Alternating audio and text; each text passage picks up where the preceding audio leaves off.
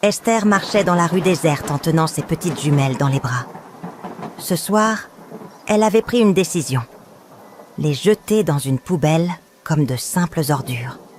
Le ciel était sombre, chargé de nuages lourds. Des éclairs zébraient, le ciel et le tonnerre grondaient violemment. Bientôt, elle aperçut un portail et à côté, une poubelle.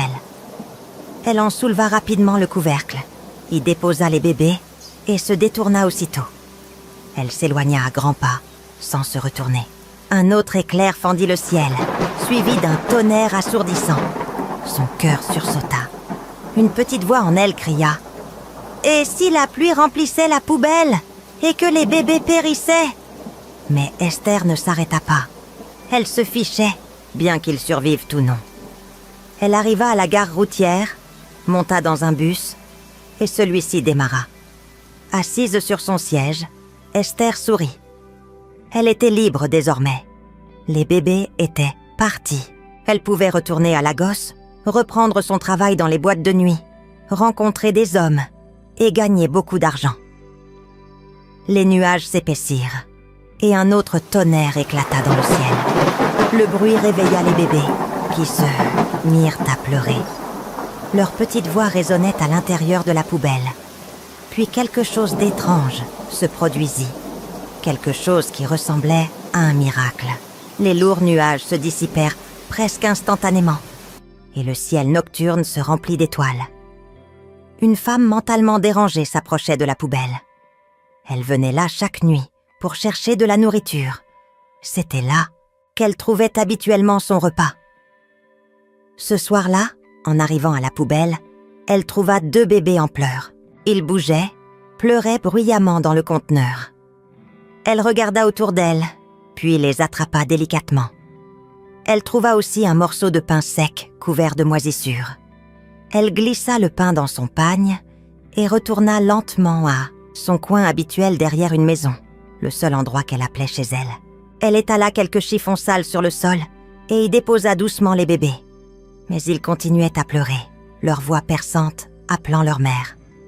La femme s'agenouilla devant eux. « Je sais que vous avez faim, » dit-elle. « Je vais vous donner à manger. » Elle cassa des morceaux du pain moisi et essaya de leur mettre les miettes dans la bouche. Mais les bébés refusèrent de manger. Ils repoussaient les miettes avec leur langue et continuaient à pleurer. Le visage de la femme changea. Elle s'énerva. « Désolée, mes enfants, ne pleurez pas, » dit-elle doucement. Puis sa voix devint dure.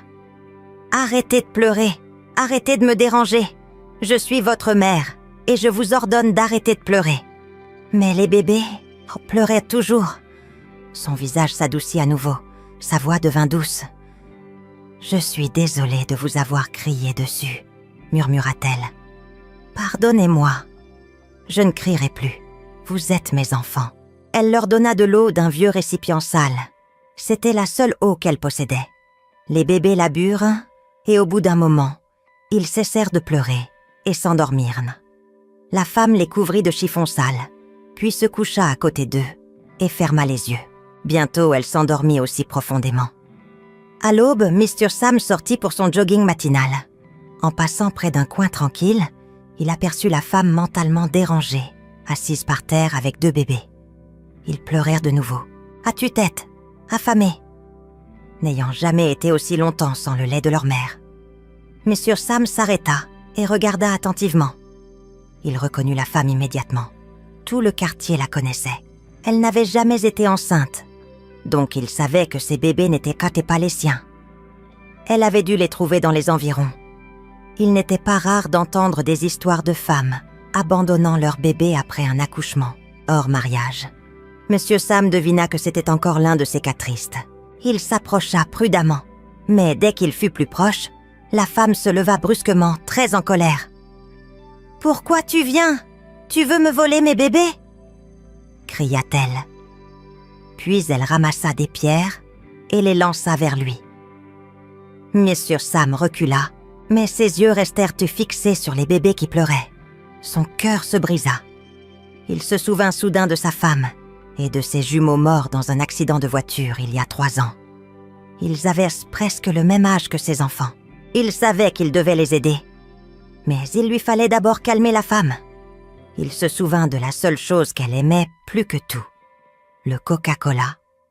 Vite, Monsieur Sam fouilla dans sa poche, en sortit de l'argent, le lui tendit et dit « Prends ça, va acheter 5 bouteilles de coca, bois-les avec tes bébés. » Dès qu'elle vit l'argent et entendit le mot « coca », son visage changea. Elle laissa tomber les pierres et s'avança vers lui, la voix douce. « Merci, monsieur. Merci beaucoup, monsieur. » dit-elle avec une profonde gratitude. Mr. Sam lui montra la route principale. « Va acheter le coca. Je vais rester ici et surveiller tes bébés, » dit-il doucement. Elle se tourna et s'éloigna, prenant un virage brusque avant de disparaître de sa vue. Dès qu'elle fut partie, Monsieur Sam se précipita, attrapa les bébés et rentra en toute hâte chez lui. Pendant ce temps, la femme mentalement, dérangée, atteignit la maison où l'on vendait du coca. Elle frappa bruyamment à la porte. Il était encore tôt et aucune boutique n'était ouverte. « Qui est là ?» cria un homme à l'intérieur. « Je veux du coca, coca !» répondit-elle en frappant encore plus fort. L'homme à l'intérieur était furieux. « Pour du coca, tu viens troubler notre paix si tôt le matin ?» Elle répliqua. « Si tu ne sors pas pour me donner du coca, je brûle cette maison. » En entendant cela, l'homme et sa femme sortirent en vitesse. Mais en voyant qui c'était, ils se calmèrent. La femme entra, ressortit avec 5 bouteilles de coca et les lui donna. La femme mentalement dérangée prit le coca et retourna en courant. Mais en arrivant à l'endroit, elle ne vit pas ses bébés. « Où sont mes bébés ?» cria-t-elle, affolée. Ses yeux fouillaient partout. Elle laissa tomber le coca, s'effondra au sol et se mit à pleurer.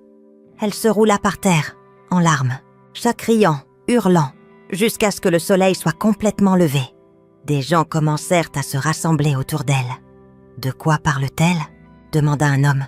Un autre dit « Je l'ai vue avec des jumeaux hier soir. » Une femme mit ses mains sur sa tête et s'exclama « Une des filles a dû jeter son bébé encore une fois, et cette folle les a ramassés. » Une autre personne ajouta avec peur « J'espère juste que ce ne sont pas des gens de rituels d'argent qui les ont emmenés pour les sacrifier à leur démon de la richesse. » La femme mentalement dérangée pleura jusqu'à ce que sa voix s'éteigne, que ses forces l'abandonnent.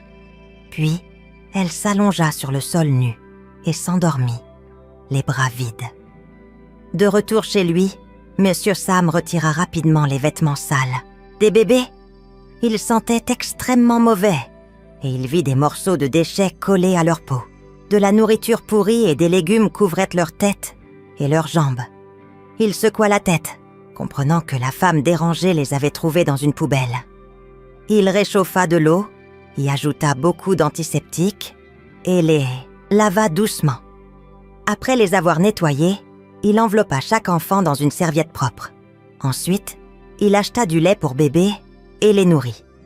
Plus tard dans la journée, la fiancée de Mr. Sam, Roa, vint lui rendre visite. Elle vit les bébés et sourit au début. Mais quand il lui expliqua d'où il venait, son visage changea complètement. « Alors maintenant, les bébés vont rester chez toi ?» demanda-t-elle froidement. « Oui, » répondit-il. Le mariage de Sam et Roa était prévu pour dans seulement 2 samedis. Roa fronça les sourcils. « Donc tu veux que je vienne vivre chez toi et commencer à m'occuper des enfants d'une autre femme? Pas d'un seul, mais de 2 bébés, pleurnichards et agaçants? Je ne le ferai pas. Tu veux m'épouser pour que je souffre ?» Monsieur Sam désigna les jumeaux. « Regarde-les, je ne pouvais pas les laisser avec cette femme mentalement dérangée. Elle n'arrive même pas à s'occuper d'elle-même, encore moins de 2 bébés. » Roa répliqua. « Regarde-toi, tu n'es qu'un chauffeur de minibus. Tu n'as même pas d'argent. Et maintenant tu veux porter le fardeau de quelqu'un d'autre? Ramène ces bébés d'où ils viennent. S'ils meurent, c'est leur destin. Leur propre mère ne les a pas voulus. Alors pourquoi toi ?» Mr. Sam la supplia de comprendre, mais Roa refusa d'écouter. Le lendemain, elle annula le mariage et le quitta. Mr. Sam était profondément bouleversé. Il aimait Roa de tout son cœur, et son départ lui brisa le cœur. Il s'assit dans sa chambre avec les bébés, ne sachant que faire. Mais une chose était sûre. Il ne les ramènerait pas là où il les avait trouvés. La mort avait emporté ses propres jumeaux, quand ils avaient exactement le même âge que ses bébés. Il croyait que c'était la façon de Dieu de lui donner une nouvelle chance d'être père. Il décida de tout faire pour s'occuper de ses petits anges dans ses bras. Le lendemain apporta un défi encore plus grand. Monsieur Sam se réveilla et trouva les bébés brûlants de fièvre. Leur corps était en feu, leur respiration faible, saccadée. Il les emmena d'urgence à l'hôpital le plus proche. Le cas était grave et le médecin le dirigea vers un hôpital spécialisé en ville. Là, le docteur les examina et dit « Ça doit venir de la poubelle où vous les avez trouvés. Une bactérie dangereuse a pénétré dans leur système et détruit leurs intestins. Si nous n'opérons pas demain, ils ne survivront pas. » Mais le traitement était délicat et coûterait plus d'1 million de naira pour les 2 bébés. Mr. Sam était dévasté et rentra chez lui très préoccupé. Pendant ce temps, Esther, la vraie mère des jumeaux, profitait de la vie à Lagos. Elle avait complètement oublié sa méchanceté. Cette nuit-là, elle but, fit la fête, dansa sur une barre pour des hommes et gagna beaucoup d'argent, alors que ses jumeaux luttaient pour leur vie sous oxygène à l'hôpital. Mais ce qu'Esther ignorait, c'est que la calamité approchait et très bientôt, sa méchanceté la rattraperait. Elle paierait un prix très lourd, du genre qu'elle n'avait jamais vu, même dans les films. Le matin suivant, Monsieur Sam prit la décision la plus douloureuse de sa vie. Il vendit son minibus, sa seule source de revenus. Dans son désespoir, les acheteurs en profitèrent pour le lui acheter à un prix bien inférieur à sa valeur. Mais comme cela suffisait pour régler l'hôpital, il fut satisfait. Il retourna à l'hôpital et paya la facture en entier. Le médecin réalisa l'opération. Avec succès. Après environ 2 mois à l'hôpital, les jumeaux furent enfin autorisés à rentrer. La mère de Monsieur Sam vint l'aider à s'occuper des bébés. Avec le bus vendu, Sam alla travailler dans une carrière, à casser des pierres. Il était déterminé à prendre soin des bébés et fit de son mieux. Il les mit à l'école primaire, puis au secondaire. L'argent que Monsieur Sam gagnait était très insuffisant. Alors quand les jumeaux grandirent, ils commencèrent à vendre des bananes dans la rue pour soutenir leur père. Chaque jour, après l'école, ils prenèrent leur plateau de bananes et parcouraient les rues. Ils réussirent aussi à économiser suffisamment pour aider à payer l'inscription à l'université.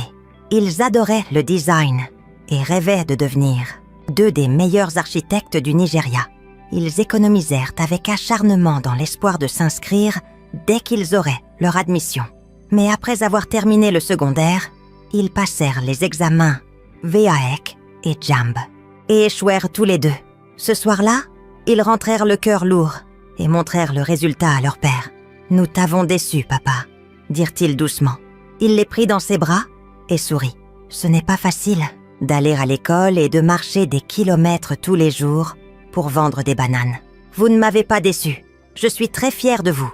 Dieu ouvrira de meilleures portes. Ne perdez pas espoir.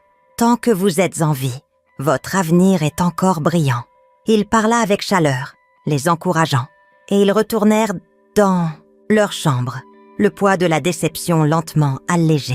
Avec le soutien de leur père, les jumeaux refusèrent de se laisser abattre par l'échec. Ils élaborèrent un nouveau plan. Puisque l'université ne fonctionnait pas, ils investirent toutes leurs économies dans l'agrandissement de leur commerce de bananes. En peu de temps, le commerce prospéra. Au lieu de vendre dans les rues, des camions commencèrent à leur livrer directement les bananes. Lucie et Célestina devinrent les principales distributrices de bananes de la ville. Le commerce continua de croître sans ralentir. Bientôt, de gros camions leur livrèrent des bananes en gros. Elles élargirent leur activité à d'autres fruits, comme les oranges et les ananas. Elles contrôlaient désormais l'approvisionnement en fruits de plus de 5 États. Elles construisirent leur propre dépôt de fruits, où les acheteurs venaient de tout le Nigeria. Elles empêchèrent leur père de casser des pierres et le nommèrent gérant. Il ne faisait pas que gérer le commerce. Il priait aussi tous les jours, avec ferveur, pour ses filles, et leur réussite. Mais alors que Dieu ouvrait les portes de la bénédiction à Lucie et Célestina, le diable ouvrait celles du malheur pour Esther, leur vraie mère. Elle était revenue de Lagos, vieillie. Les hommes ne voulaient fort plus de son corps. Elle était trop vieille pour danser. Elle était partie à Lagos pleine d'énergie, de beauté et de grands rêves. Mais tout cela avait disparu. Ce qu'elle avait ramené, c'était des maladies, bien qu'elle ne le sache pas encore. Elle n'avait pas d'argent. Les seules compétences qu'elle possédait venaient des boîtes de nuit, devenues inutiles dans l'économie difficile du Nigeria. La vie devint rude. Certaines nuits, elle allait se coucher sans manger. Elle avait trop honte pour retourner au village après toutes ces années. Ce serait une honte d'y revenir les mains vides. Mais sa plus grande peur était la question que les gens pourraient pas poser à propos de ses jumeaux. Elle n'avait aucune idée s'ils avaient survécu ou non à la poubelle. Un matin, Esther prit un plateau et décida de commencer à vendre des oranges en ville. N'ayant pas d'argent, elle se rendit au dépôt de fruits de Lucie et Célestina et rencontra un des employés. « Bonjour, monsieur », dit-elle en s'inclinant, sa voix pleine de supplication. « S'il vous plaît, je veux commencer à vendre des ananas et des oranges, mais je n'ai pas d'argent pour les acheter. Pouvez-vous me donner les marchandises ? Après les avoir vendues, je vous rendrai votre argent, » supplia la femme. Le garçon répondit « Madame, on ne fait pas ça ici. Vous payez et on vous donne les marchandises. Je suis désolée. » Esther fut dévastée. C'était son seul espoir de commencer une nouvelle vie. Elle supplia à nouveau, mais le garçon secoua la tête. « C'est la politique de l'entreprise. Je n'ai pas le choix. Je pourrais perdre mon travail. Je ne fais pas les règles, je les applique. » C'est alors que Lucie et Célestina arrivèrent. Le garçon pointa Esther du doigt et dit « Ce sont les patronnes. » Surprise, Esther demanda « Ces jeunes filles sont les propriétaires de cet énorme endroit ?»« Oui, » répondit-il fièrement. « Tout ce que vous voyez ici leur appartient, y compris ces gros camions. » Quand Lucie et Célestina arrivèrent, Esther s'avança et supplia, la voix tremblante de larmes. « Aidez-moi, je vous en supplie, je n'ai pas d'argent pour démarrer. Si vous me donnez les fruits, je reviendrai ce soir vous payer. » Les jumelles furent surprises. Bien qu'elle fût une inconnue, quelque chose en elle leur paraissait étrangement familier. « Aucun problème, » dit doucement Lucie. Puis, elle se tourna vers le travailleur. « Donnez-lui autant de fruits qu'elle veut. » Esther s'inclina profondément. « Merci beaucoup. Vos parents doivent être très fiers de vous. Des filles de votre âge possédant une si grande entreprise. » Célestina sourit et répondit « Nous avons un père merveilleux. Il a tout donné pour faire de nous ce que nous sommes aujourd'hui. » Esther dit « Je reviendrai ce soir pour vous rendre l'argent. » Puis elle plaça un plateau de fruits sur sa tête et partit. Les jumelles continuèrent leur travail jusqu'au soir, puis rentrèrent chez elles. Leur retour remplit Mr. Sam de joie. Ces années de dur labeur n'avaient pas été vaines. Plus tard ce soir-là, Lucie et Célestina s'assirent avec leur père pour parler d'un sujet qu'il avait toujours évité, leur mère. Malgré toutes leurs questions répétées, il avait toujours esquivé le sujet. Mais Mr. Sam hésita. Comment leur dire qu'elles avaient été abandonnées dans une poubelle, puis trouvées par une femme mentalement dérangée, dont il les avait ensuite récupérées ? Lucie dit doucement « Papa, peu importe ce que c'est, s'il te plaît, montre-nous notre mère, si elle est encore en vie. » Célestina ajouta « Même si ce n'est qu'une photo, nous voulons savoir. » Ce soir-là, Monsieur Sam prit son courage à deux mains et emmena les filles à l'endroit où vivait maintenant la femme, mentalement malade. Elles la trouvèrent assise sous un arbre. Mr. Sam pointa du doigt. « C'est la femme de qui je vous ai récupéré. » Les filles, confuses, dirent « Nous ne comprenons pas. » Mr. Sam les fit asseoir et leur dit la vérité douloureuse. Leur vraie mère les avait abandonnées dans une poubelle. Et c'est une femme mentalement dérangée qui les avait trouvées. Cette révélation laissa les filles sans voix. Elles s'éloignèrent en silence, le choc visible sur leur visage. Plus tard dans la nuit, elles revinrent voir leur père. Lucie parla doucement. « Papa, maintenant on comprend pourquoi tu n'as jamais parlé de notre mère. Cela a dû être si dur pour toi. Merci pour tout ce que tu as fait pour nous. » Célestina ajouta avec détermination « Tu es notre père. Cette femme mentalement malade est notre mère maintenant. Nous ne la laisserons pas continuer à vivre dans la rue, à manger dans les poubelles. » « Nous allons l'emmener dans un hôpital psychiatrique. » Lucie ajouta d'une voix ferme. « Et la femme qui nous a abandonnés, où qu'elle soit, ce n'est pas notre mère. Nous ne lui pardonnerons jamais. » Monsieur Sam regarda ses filles, la fierté gonflant dans sa poitrine. Malgré ce qu'elles venaient d'apprendre, elles avaient fait preuve de force et de compassion. Il espérait qu'elles trouveraient la paix, grâce à la vérité. Le lendemain matin, Lucie et Célestina arrivèrent au dépôt de fruits, prêtes à travailler. À leur surprise, Esther était déjà là avec son plateau. Elle demanda une autre faveur, et les jumelles lui donnèrent à nouveau des fruits. Elle vendit, puis rapporta l'argent comme promis. Plus tard dans la journée, Monsieur Sam visita le dépôt. Les filles se précipitèrent vers lui pour lui faire des câlins chaleureux. Les travailleurs autour ne purent s'empêcher de remarquer le lien spécial entre le père et ses filles. Après quelques instants, Monsieur Sam s'assit pendant que ses filles reprenaient leur travail. Esther, qui avait vendu tous ses fruits, revint avec l'argent et reçut une nouvelle cargaison. Elle vit Monsieur Sam assis et apprit qu'il était le père des gentilles jumelles. Elle s'approcha de lui et dit « Vous devez être très fiers de vos filles. » Il sourit, les yeux brillants d'amour. « En effet, ce sont de bonnes filles. Je remercie Dieu de m'avoir bénie avec elles. Elles ont apporté tellement de joie dans ma vie. » Esther ajouta « J'aimerais avoir des filles, comme elles, qui réussissent, pour que je puisse arrêter de vendre sous ce soleil brûlant du Nigeria. » Monsieur Sam, remarquant sa douleur, la consola. « Moi aussi, je cassais des pierres sous le soleil brûlant. Mais ces filles, envoyées par Dieu, m'ont sauvée. Mais ne vous inquiétez pas, madame. Dieu prendra soin de vous. C'est lui qui prend soin de nous tous. » Au fil de la conversation, une révélation inattendue surgit. Monsieur Sam dit à Esther que Lucie et Célestina n'étaient pas ses filles biologiques. « Que voulez-vous dire ?» demanda-t-elle, la voix tremblante de confusion. Monsieur Sam racla la gorge et lui raconta la vérité. Comment il avait sauvé les jumelles d'une femme mentalement dérangée et comment leur vraie mère les avait jetées dans une poubelle. Alors qu'il parlait, le corps d'Esther se mit à trembler. Une peur profonde l'envahit. Et si ces filles étaient justement celles qu'elle avait abandonnées toutes ces années auparavant? Vous souvenez-vous de la date à laquelle cela s'est produit? demanda-t-elle, la voix tremblante. Les yeux de Monsieur Sam s'agrandirent et il acquiesça. Je m'en souviens comme si c'était hier. Il raconta la date exacte, la rue et même le nom de la femme dérangée. Esther poussa un cri, son visage devint pâle, sa respiration s'accéléra et soudain, elle s'effondra au sol. « À l'aide! Quelqu'un! Aidez !» cria Monsieur Sam, paniqué, alors que des gens se précipitaient. Esther fut rapidement emmenée à l'hôpital. Les médecins travaillèrent sans relâche et réussirent à la ranimer.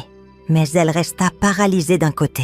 Ils tentèrent de contacter ses proches, mais personne ne répondit.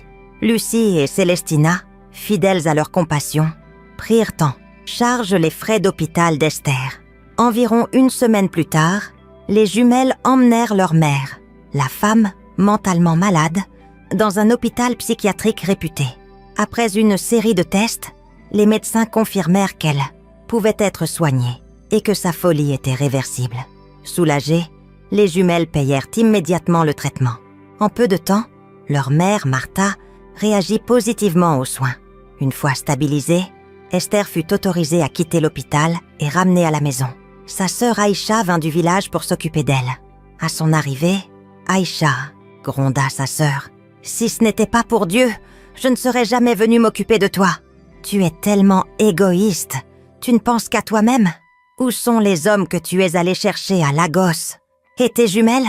Qu'as-tu fait à ces pauvres filles? Esther, dis-moi. » Mais Esther, désormais faible et rongée par la culpabilité, resta silencieuse. Elle pouvait parler, mais ne parvenait pas à avouer la vérité, qu'elle avait abandonné ses enfants dans une poubelle et qu'ils étaient maintenant devenus des personnes importantes dans la société. Sa sœur la sermonna encore et encore, mais Esther resta muette. Quelques semaines plus tard, Lucie et Célestina réussirent à se libérer du travail pour aller rendre visite à leur mère. Elles arrivèrent à l'hôpital psychiatrique et la virent parler plus clairement, bien qu'elle fût encore affaiblie par les médicaments. En les voyant, Martha fut informée qu'elles étaient celles qui payaient son traitement. Les jumelles s'assirent à son chevet et Martha, les yeux remplis de confusion, demanda « Pourquoi vous occupez-vous de moi? Je ne vous connais pas. » Lucie sourit doucement et répondit. « Nous sommes vos enfants. Vous êtes notre mère. » Martha, ne comprenant toujours pas toute la situation, demanda « Est-ce que je t'ai mise au monde alors que j'étais mentalement malade ?»« Non, » répondit doucement Lucie. Elle prit une profonde inspiration avant de continuer. « Même dans ta folie, tu nous as sauvés. Tu nous as trouvés dans une poubelle après que notre mère biologique nous ait abandonnés. Et tu nous as recueillis alors que personne d'autre ne l'aurait fait. Nous te serons toujours reconnaissantes. » Les médecins et les infirmiers furent profondément émus par l'histoire des jumelles et de leur mère. Certains essuyèrent même des larmes en assistant à cette réunion aussi poignante que puissante. Mais alors que de belles choses arrivaient aux jumelles et à leur mère, une tempête se préparait pour Esther. Les résultats des examens médicaux complets d'Esther étaient arrivés, révélant une longue liste de maladies. Sa sœur, en lisant le rapport, se tourna vers elle le cœur lourd. « Peut-être que ton mal t'a enfin rattrapé, » dit-elle d'une voix emplie de tristesse. « Avoue ce que tu as fait à tes filles. Pourquoi toutes les maladies du monde sont-elles dans ton corps ?» Elle lui montra le rapport et commença à énumérer la liste des diagnostics. Hépatite, A, B et C, syphilis, gonorrhée, problèmes rénaux, diabète, hypertension, maladie cardiaque, AVC, paralysie. Et la liste continuait. Le corps d'Esther tremblait. Allongée dans son lit, elle restait silencieuse, les larmes coulant sur ses joues, alors qu'elle écoutait. Sa sœur poursuivit, d'un ton ferme, mais rempli d'angoisse. « Ce n'est pas le moment de pleurer, Esther. Il est temps d'avouer ce que tu as fait à tes enfants. » Esther ouvrit la bouche. Sa voix était faible et rauque. « S'il te plaît, appelle les jumelles pour qu'elles m'aident à payer mes factures. J'ai besoin de les voir. » Sa sœur, confuse mais obéissante, composa leur numéro. Les jumelles promirent de venir après le travail. La famille, y compris la sœur d'Esther, pensait qu'Esther voulait les remercier pour leur aide financière. Mais il y avait plus. Ce soir-là, la porte s'ouvrit et les jumelles entrèrent, suivies de leur père. Ils s'assirent tous ensemble. Esther, peinant à parler, commença d'une voix faible. « Pardonnez-moi. »« Pourquoi ?» demanda Lucie, le cœur battant. Esther prit une profonde inspiration avant de reprendre. « Je suis votre mère. C'est moi qui vous ai jeté dans la poubelle. »« Ce n'est pas vrai !» s'exclama Monsieur Sam, incapable de croire ce qu'il venait d'entendre. « C'est vrai !» insista Esther, la voix brisée. Elle se mit à décrire les vêtements dans lesquels elle les avait habillés avant de les abandonner. Les détails étaient étrangement familiers, exactement ceux que Monsieur Sam avait vus ce jour-là. Son visage devint pâle en réalisant qu'Esther disait la vérité. Célestina, secouée par la rage et l'incrédulité, s'écria « C'est... toi, tu as fait ça? Si on l'avait su, on t'aurait laissé pourrir dans cet hôpital. » Lucie, la voix emplie de douleur, demanda « Qu'est-ce qu'on t'a fait alors qu'on n'était que des bébés? Qu'est-ce qui t'a poussé à nous faire ça ?» Les larmes coulèrent librement. Le silence qui suivit était lourd, seulement brisé par le bruit des pleurs tombant au sol. « Pardonnez-moi, » murmura Esther, sa voix suppliante brisant le silence. « Non, » répondit durement Célestina, la colère encore vive dans son cœur. « Tu ne mérites pas notre pardon. »« S'il vous plaît, » chuchota Esther, la voix à peine audible. « Ce que j'ai fait est impardonnable, mais je vous en supplie, pardonnez-moi. » La tension était palpable dans la pièce. M. Sam, sentant le poids du moment, entoura doucement ses filles de ses bras et les guida hors de la pièce. Il leur parla d'une voix calme mais implorante, les exhortant à prendre en compte l'état d'Esther et tout ce qu'elle avait traversé. Après un long silence, les jumelles appelèrent leur mère à l'hôpital psychiatrique et partagèrent avec elle cette douloureuse nouvelle. À leur grande surprise, même leur mère, à peine rétablie, leur demanda de trouver la force de pardonner à Esther. Touchées par les paroles de leur mère et de leur père, les jumelles retournèrent dans la chambre où Esther reposait. Avec des respirations profondes et le cœur lourd, elles dirent « Nous te pardonnons. »« Merci » murmura Esther, sa voix faible, mais emplie de gratitude. Les jumelles, aux côtés de leur père, quittèrent la chambre en silence, sachant que c'était la seule paix qu'elles pouvaient lui offrir. À partir de ce moment, la sœur d'Esther commença à la traiter avec bienveillance et cessa de lui crier dessus. Plus tard dans la soirée, Lucie et Célestina s'assirent avec leur père après le dîner pour discuter de cette révélation. Lucie dit « Puisque nous avons pardonné à Esther, elle est désormais notre seconde mère. Nous devons l'aider. » Célestina ajouta « Demain, nous l'emmènerons dans un hôpital réputé pour des soins avancés. » Les trois tombèrent d'accord pour aider Esther dès le lendemain. Ce soir-là, ils allèrent se coucher avec des pensées lourdes dans l'esprit. Au matin, Monsieur Sam, Lucie et Célestina se réveillèrent avec des maux de tête. Mais Esther ne se réveilla pas. Quand sa sœur la toucha, Esther était là, inerte. Les larmes aux yeux, elle appela Lucie et lui dit « Ta mère est morte ». Lucie, Célestina et Monsieur Sam se précipitèrent à la maison. Les jumelles furent à nouveau confrontées à la dure réalité. Esther était partie. Tous accompagnèrent son corps sans vie jusqu'au village, où les proches les accueillirent malgré la tragédie. Le village embrassa les jumelles comme les enfants perdus d'Esther. Elles rencontrèrent leurs grands-parents, cousins, neveux, tantes et oncles. Les gens étaient chaleureux et affectueux. Le jour des funérailles, Lucie et Célestina, bien que submergées par le chagrin, marchèrent jusqu'à la tombe de leur vraie mère, y déposant des fleurs et un hommage. Malgré tout ce qu'Esther leur avait fait, la douleur de sa perte était réelle.